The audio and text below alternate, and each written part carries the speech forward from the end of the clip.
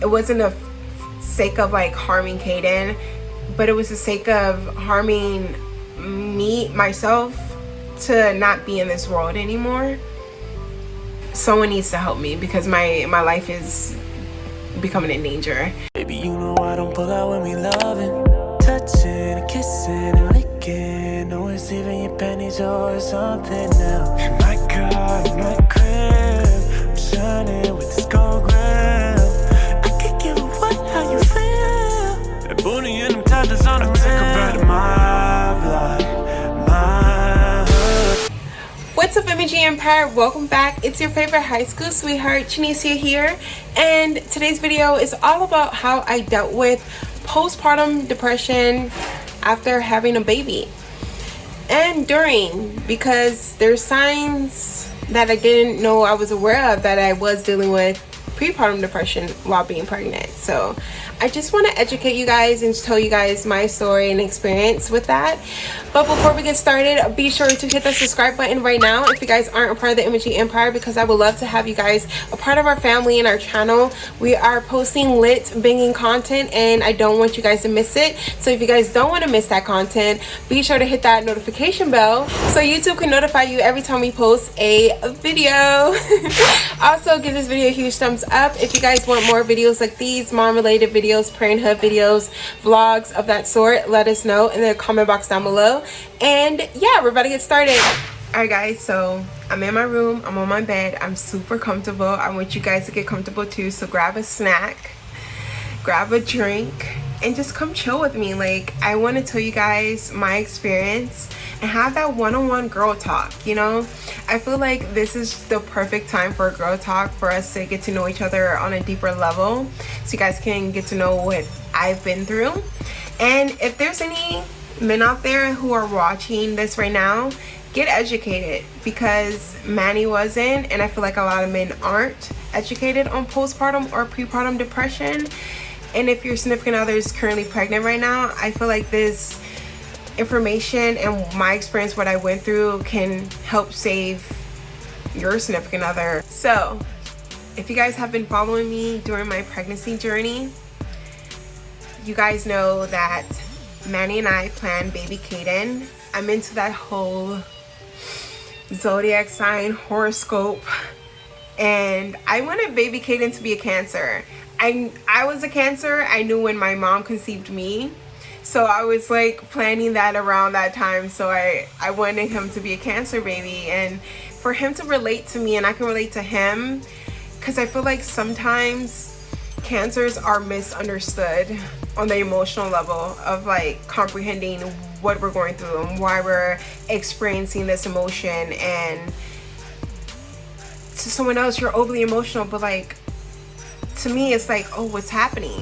What made you trigger that emotion? Like, I wanted him to understand that, or for me to understand him if he would happen to be a Cancer. If you guys were following me during my pregnancy journey, you guys would know that I didn't really experience any pregnancy symptoms. I didn't experience morning sickness or cravings, loss of appetite, increase of appetite. My appetite primarily stayed the same. But little did I know I was experiencing prepartum depression.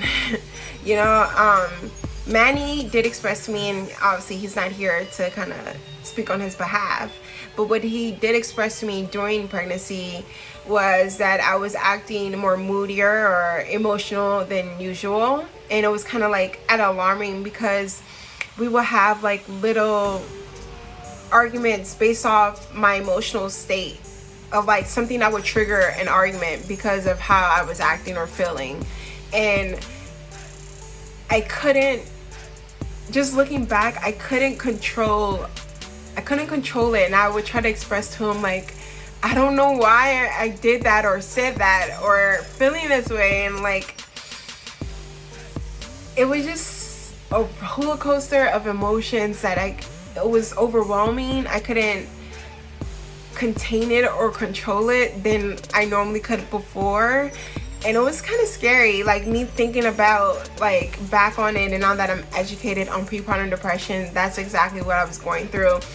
The reason why we weren't posting like frequent videos. Like we would take like 2 months or 3 months time apart, and then, you know, we slowly gradually going back to filming. But we took a huge break since December, like mid Vlogmas, to I think March or April. Like that was like a long break for our channel. It became a norm for us, and I really do apologize for that.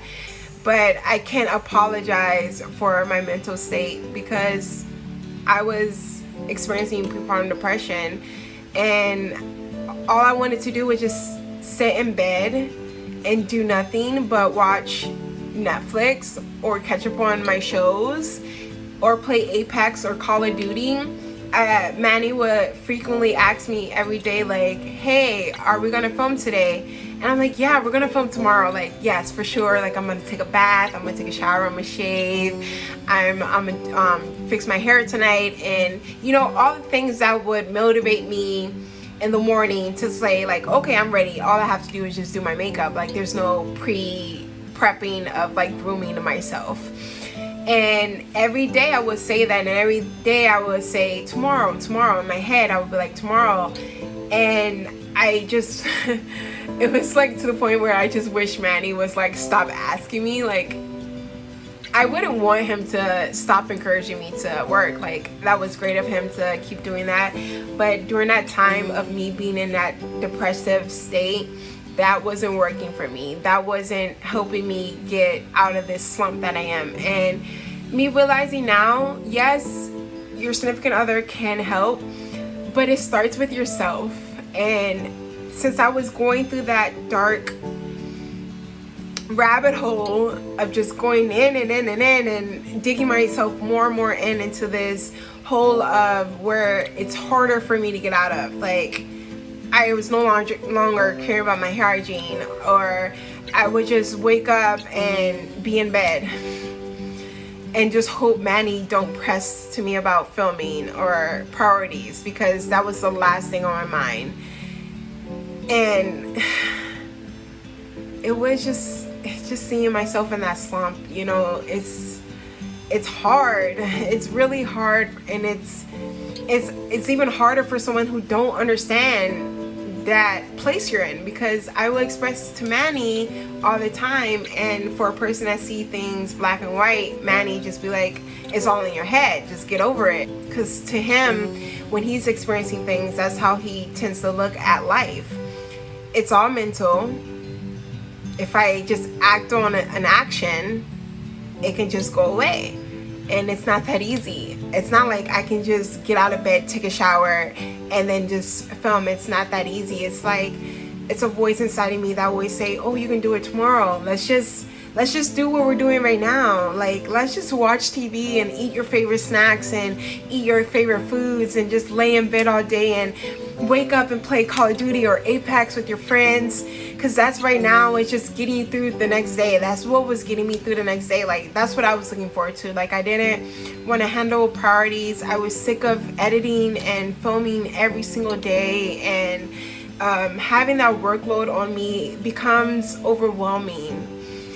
Because not only did I have a huge workload, but then I'm also thinking about, like, I'm pregnant. I have a baby inside of me. Like, I'm about to take care of a baby. I never been around babies. I never seen an infant grow. I don't know how to take care of a baby. I don't know the first thing to do. Like, everything was so scary to me and overwhelming. And me being an actual mom, like, I'm about to be a mom. Like, my life was changing drastically, and these doctor visits, like, everything was settling in. And my mind at this time was like a roller coaster. So as time went on and I conceived baby KAIDYN, everything was amazing. Like, we were in the hospital. Manny was helping me, like, massage my my boob for milk for KAIDYN, because it would be like very engorged and was so painful. So, like, he helped massage before feedings, and he helped me get out of bed to use the bathroom, because as you guys know, I had a C-section, and it was a very intensive surgery, overwhelming, a lot of emotions. Everything was fast-paced. I went in that day not knowing that I would come out and had KAIDYN that exact day. Like, I thought I was just going in to to turn KAIDYN because he was a breech baby, and next thing you know, oh, we have an emergency C-section. And I couldn't process all this. It was like a lot to process. A lot of factors after having baby KAIDYN led my depressive state. And I'm not gonna get too much into it because it's kind of like private and personal about like Manny's family and, you know, our current situation, our current living situation. A lot of things transpired for me, like being in postpartum depression and me being a first-time mom. I was like super overprotective. I didn't want KAIDYN to get sick or expose him to people. I wanted him just to stay home. I didn't want to keep constantly going out during this time where, one, I am recovering from a C-section, and Manny wants, I get like, as Manny being so excited for baby KAIDYN's arrival and into this world, he wants his family to see him, but I'm recovering. And then I also was just being overprotective, like, do people have their shots? I don't want him to be exposed to germs and he's getting sick. Like, that's just where my mindset was, and it led to a lot of arguments of like me not respecting Manny's father's role of him having an input on what he can do with his baby as well. So it was, that made me more into a depressive state because I didn't feel like he understood where I was coming from, and I get where he was coming from, but it was like harder for me to give more leeway to things. And then I'm breastfeeding, he needs a schedule. Like, me being constantly out like every other day messes up KAIDYN's schedule, and I realized that, and I just had to put my foot down. And that's what kind of created some tension within our relationship, because I wouldn't say the lack of communication, I just felt like it was the lack of comprehension, because we were communicating every single day. Like, our voices were being heard of why each side felt the need. It was just a matter of comprehending, and Manny at that time did not know what I was going through. And I was telling him that I am depressed. I have postpartum depression, and it's real. Like, I was having negative thoughts. I was it wasn't a sake of like harming KAIDYN, but it was the sake of harming myself to not be in this world anymore, because it will make everyone around me and their lives easier. I feel like I was causing all these problems to where, you know, some people weren't seeing KAIDYN, and I was just trying to be protective of him as much as I can. I feel like I was just following my instincts, my motherly instincts, and no one around me was listening. And I feel like I was making their lives harder, because arguments would happen every single time a certain topic would come up regarding to baby KAIDYN. And I feel like me not being in this world would make everyone's lives easier. Like, oh, they don't have to deal with this emotional drama that I'm going through, or these mood swings, or my state of mind. Like, it would just make their lives easier. And we went through therapy. Like, I went to my doctor, and I told my doctor that, can we speak to somebody about this, because I wanted to get educated on what was happening with me, because it was new. But I knew that this was postpartum depression. At this point, it was just like, I know this is postpartum depression. I was expressing on Facebook what I was going through, not like, I wouldn't say not in detail, but to the point where other moms out there knew, like, girl, you're in postpartum depression. And a lot of moms that are friends with me on Facebook, that I went to school with or grew up with, said they experienced it too. And they were like, you can talk to me, or you can reach out to your doctor, and they can give you like a therapist or specialist that you can speak to. And we found one, went to the doctors, and I asked, could my mom and Manny sit in during the discussion of what I was going through, so they can really hear from my mouth what was happening. Because my mom knew, but she was kind of like the mediator in our discussions when we were talk, because she understood Manny's point of view, but then she also understood my point of view. So since Manny didn't really understand what I was going through, I wanted him to sit down and hear from the person's mouth, like I'm saying something, she's going off a checklist of, you know, if I'm following all the signs of postpartum depression, and I was. And she would talk to me and she would voice her concerns, ask concerns, and I would tell her exactly what I was going through. Did I want to harm baby KAIDYN? I was like, no, I don't want to harm him. Like, I just want to protect him. And I feel like I will make Manny's life easier if I was not in this world. Like, that's how bad it was. Like, and I had these thoughts before, but I would not, like, it wasn't to this extent, like, I could possibly act on it. Like, someone needs to help me because my life is becoming in danger. We sat down and had that talk. He kind of understood a little bit more, you know, that I wasn't making all this up. I wasn't doing this out of spite. I wasn't doing this because of me being controlling. I was just doing this for the sake of, I was protecting my baby. I have motherly instincts that I wanted to use, and I felt that I was supposed to do and say.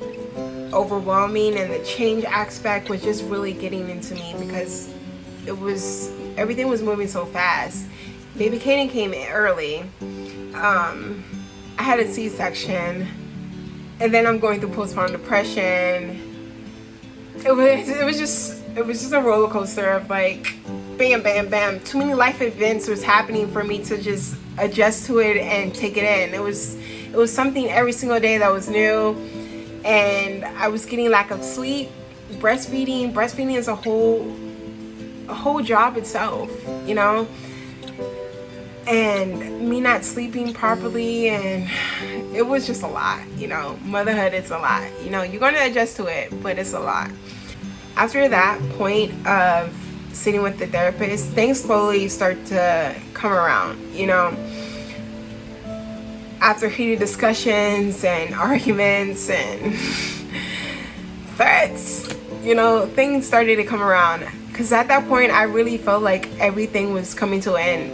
Like, that was one of the most hardships, part of our relationships, the most struggle, obstacles that we ever been through. Like, Manny and I really never experienced much, you know. Even though we've been together for a long time, everything was just like small petty arguments and we get over it the next day. You know, we never really been through any hardships in our relationship, and this was one of them.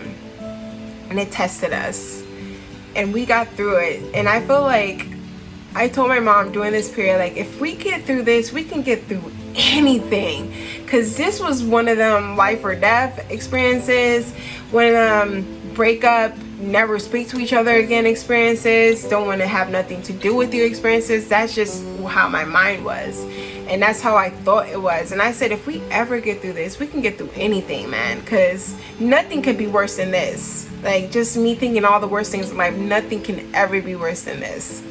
That's how bad it was. And the fact that we got through it, and every day was a new milestone, a new fountain of happiness. I was seeing the light at the end of the tunnel. We started filming again because we're in a better place. Like, everything was coming together, you know. Like, it was that light at the end of the tunnel that I saw, and I was like, okay, I see it. I see the beam light. Let me fight. If he sees me fighting, then he'll fight, you know. Let me meet him halfway, because I want to make this better. I didn't want to create an unhealthy environment for baby KAIDYN. And letting you guys know, all this did not transpire around KAIDYN. Like, I made sure of that. Like, if we had a discussion, I waited until KAIDYN was asleep, and we had our little discussion in another room, and that was that. But I did not want KAIDYN to feel my energy, feel me crying, feel any of that. I wanted me in KAIDYN's presence, the best mom I could be. So I hope that kind of gives you a glimpse of what I went through. I overcame it. I am a better person today. I'm a stronger person today. I'm so happy that me and Manny overcame this obstacle in our relationship, because I didn't think that we would ever get through it, and that's facts. Like, I'm so happy that we got through it, for ourselves, for our relationship, and for KAIDYN, because it was becoming toxic, and I didn't like the people we were becoming, and I don't want to see those people ever again. And I'm glad those people haven't returned, and everything has been great as far as like the whole depression, anxiety thing and postpartum depression. I feel like it should be taken very seriously. If your significant other is expressing anything to you, or if you're feeling this way, please seek help. I know normally how I handle depression, I kind of just be in that state, and then eventually I have mechanisms and techniques that helps me get out of that place of mind. But this was totally different from what I had to do to get out of this. Like, I needed help, and I needed love, I needed support, because it was a life or death situation. And just thinking about it, I wouldn't even be here creating videos for you guys. You know, there wouldn't be Jen, there wouldn't be your favorite sweetheart, there will be no Jenster, you know. And I'm proud of how far I came, because it's serious. So I know I was all over the place, and my thoughts wasn't collective as I would have wanted them to be. This was kind of a spur of the moment, spontaneous video, so every bullet point wasn't outlined, or I didn't prepare for this. I'm sorry. So if I didn't kind of touch on something more in detail, please comment down below, and I will reply to your comment and get back to you as soon as possible. I really do hope you guys got to know me a little bit more and got to know about my situation. And if you guys weren't experienced with postpartum depression, I hope you guys are more educated now. View the signs, acknowledge the signs, because the signs are there. Trust me. If your significant other isn't doing their normal day routine, if they're in a slump, if they're repeatedly saying they're going to do something and they don't do it, they're not handling their priorities, those are just some signs that they are in a depressive state, coming from experience. So I hope you guys enjoyed this video. I love you guys, and if you guys want more of these, I would love to do more of these videos, you know. And I'll see you guys in the next video. Bye.